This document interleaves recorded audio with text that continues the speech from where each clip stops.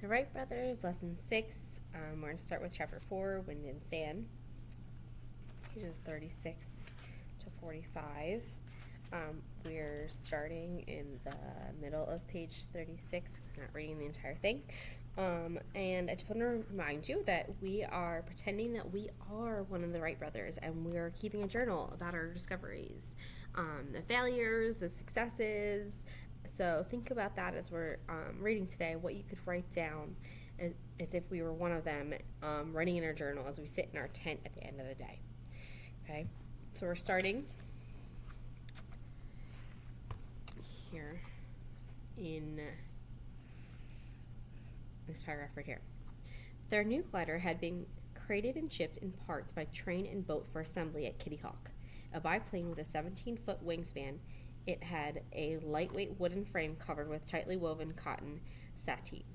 The total cost of materials had come to $15. Now, $15 doesn't sound like a lot of money, but remember the time we're reading about. So in 1900, that was a huge amount of money.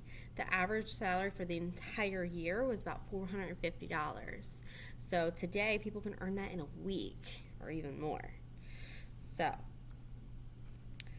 also, as we keep reading, remember that good readers try to visualize or picture in their head what is going on to help them understand the author's description. So as I read the next paragraph, try to visualize how gliders work. Okay? This was not a hang glider like those built by Nathaniel and Chanud, where the pilot hung suspended beneath the machine. Instead, the pilot would lie face down on a lower wing, his hands gripping the forward rudder, or elevator, and his feet planted firmly in a pivoted T-bar.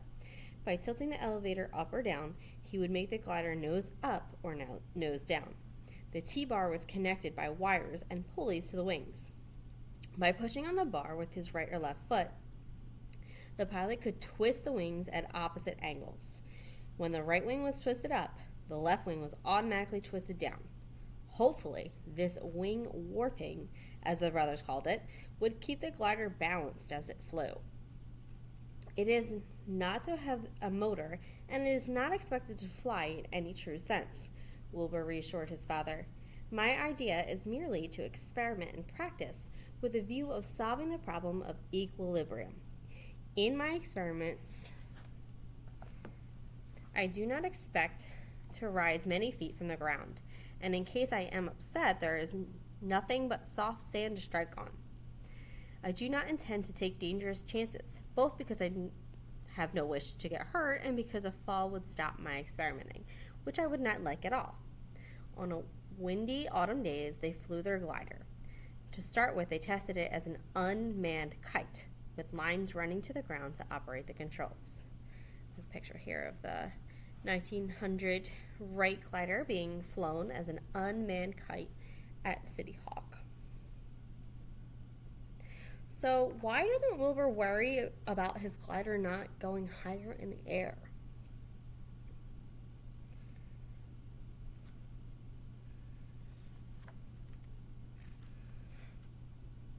I'll show you this picture here.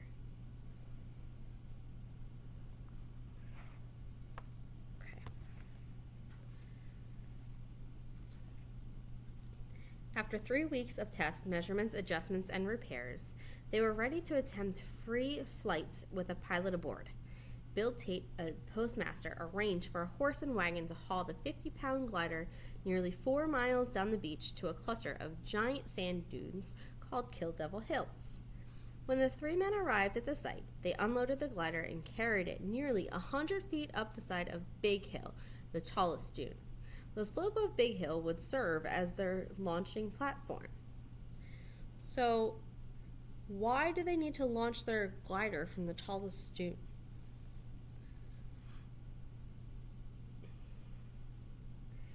Wilbur was the pilot.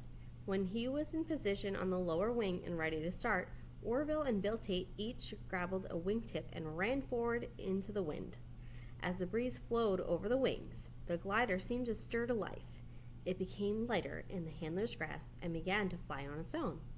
As it lifted itself, Wilbur shouted, "Let's go!" For a few thrilling moments, he lay motionless between the great white wings sailing down the slope, picking up speed as he rode sea-scented breezes above the dunes. Never before, except in stories or in dreams, had a man lying prone like a bird been carried through the air by a pair of wings. That day, Wilbur made about a dozen flights.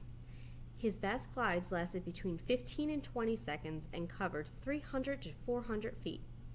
As it turned out, those were the only free glides of the year. Afterward, the winds weren't strong enough to let them glide again. Altogether, Wilbur spent a grand total of perhaps 2 minutes in the air. Not much, but long enough to show that their control system was working. They would need a lot more practice before they could operate the controls smoothly and make longer flights. But there was reason for hope and even enthusiasm. As Wilbur put it, "We were very much pleased with the general results of the trip, for setting out as we did, with almost revolutionary theories on many points and an entirely untried form of machine. We considered it quite a point to be able to return without having our pet theories completely knocked in the head, and our own brains dashed out in the bargain." They were already planning to build a bigger and better glider and return to Kitty Hawk the following summer. Before packing up and leaving, they told Bill Tate that he could salvage the old glider if he wanted to go to the trouble of hauling it all the way back to Kitty Hawk. He did, dismantling the machine in his front yard. Mrs. Tate used the white sateen wing covering to make dresses for their 2 little girls, Irene and Pauline.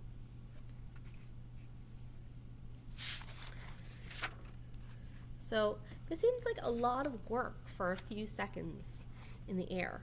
Why didn't the brothers give up? The brothers are going to return to Ohio for the winter, and they build that large glider with runners to help with the landing and return to Kitty Hawk in July of 1901. So we're going to skip to page 42.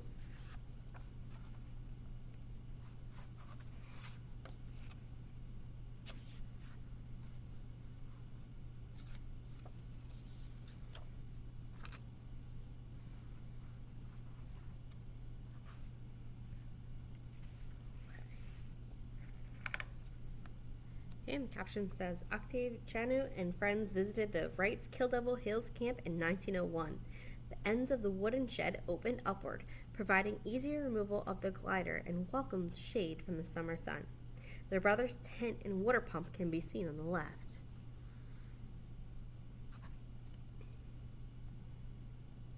Here you can see, launching the 1901 glider, Wilbur is at the controls, while Bill Tate and his brother Dan assist at the wingtips. Once again, Wilbur acted as pilot. Some of his glides were as good or better than the year before, and yet one problem after another cropped up. They had designed the glider's wings according to air pressure tables published by Otto Lilienfeld, but the wings didn't have nearly the lifting power the Wrights had expected. To make matters worse, the forward elevator controlling up and down movements wasn't as effective as they hoped. So let's make a prediction. What do you think the brothers are going to do? Talk with a partner.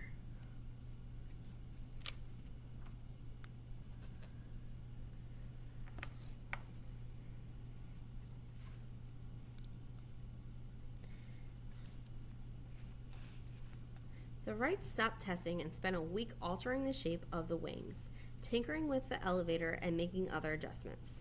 This improved the action of the elevator, but the glider still failed to lift and perform as Lilienfeld's tables had predicted. Then the brothers encountered a mysterious problem with the wing warping system. At times, when the wings were being warped, the glider showed an alarming tendency to spin out of control. So, why do you think the plane was spinning out of control all of a sudden? So read and find out. One day, as Wilbur was skimming over the sand, the left wing dipped. He shifted his hips to the right, but instead of leveling off, the glider spun around and crashed into the sand, throwing him forward onto the elevator. The front of the machine was badly damaged, and Wilbur suffered facial cuts, a bruised nose, and a black eye. After that, the brothers flew the glider as an unmanned kite, operating the wing warping control from the ground. The machine continued to spin out of control. They could not figure out what went wrong. Then the rains returned, dampening their spirits even more. There seemed no point in continuing their test. Instead of improving on their first glider, they had created a whole new set of problems. Puzzled and dejected, they closed their camp at the end of August, sooner than they had planned, and went back to Dayton. We doubted that we could ever resume our experiments, Wilbur wrote later. When we looked at the time and money which we had expended and considered the progress made and the distance yet to go, we considered our experiments a failure. At this time, I made the prediction that man would sometime fly, but that it would not be in our lifetime. So I'm going to make a connection here. We know that the brothers' prediction is not correct. What must have happened to change their mind?